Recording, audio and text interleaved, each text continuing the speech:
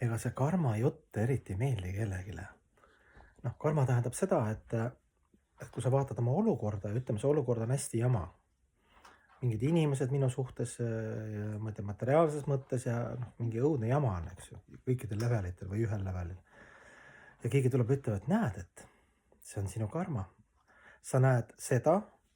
kes sa oled olnud minevikus, eelmistes eludes, eks ju, kuidas sa oled suhtunud inimestesse, nüüd see kõik tuleb tagasi. No ja kui sa inimestele seda räägid, siis see nagu eriti ei lohuta inimene nagu, et kuule. Ja mõnes mõttes õige, et no mis siin ikka lohutada, sa pead ju,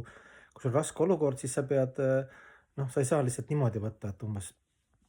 noh, norgu jääd, et ongi minu karma, et noh, et ma ei tee midagi, et võtan selle vastu. Muidugi alandlikult võtad vastu, aga see ei tähenda, et sa ei püüa olukorda lahendada, arendada ennast, leida väljapääsu erinevatest rasketest olukordadest, seisunditest, ma ei tea, mõttemaailmas, kehaliselt tervisega, tööga, perega, suhetega, noh, ma ei tea, mis levelid siin kõik on, eks ju, mis meil materiaalne maailm. Et sa üritad ikka, noh, see on nagu inimlik, et noh, õnnelik olla. Et aga noh, see põhipoint on ikkagi selles, et kui sa noh, niimoodi kibestusega eitad seda kõike, mis sinuga praegu on, siis sa tekitad ainult noh, nii lähedastele endale kui teistele ainult selle asja teed veel hullemaks.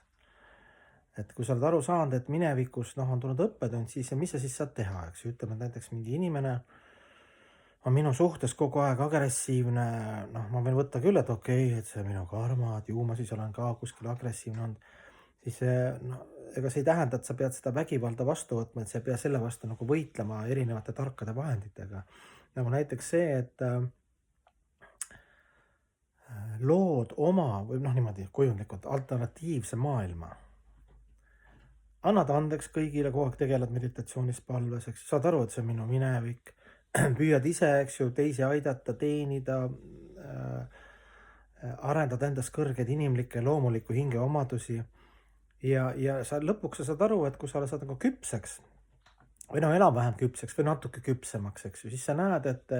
see, mis on maailm sinu suhtes või see materiaalne energia või need inimesed sellel hetkel, see sind nii palju ei mõjuta, lihtsalt sul teadus on teine ja sul on juba niivõrd tugev oma sisemaailma, ütleme, alternatiiv headuses ja halastuses ja alandlikkuses ja tänulikkuses seal noh, juba lood selle nagu selle planeedi endale, eks ju. Ja see ei saagi nagu midagi väljast muutuda, võib-olla karma jätkab oma pulli edasi, eks ju, nii ja naa, aga sa oled juba teadnud, sul need inimlikud väärtused ja hingeomadused ja kõik ühendus loodusega ja kõik need, noh, mis ma siin lugesin, need kõrged omadused,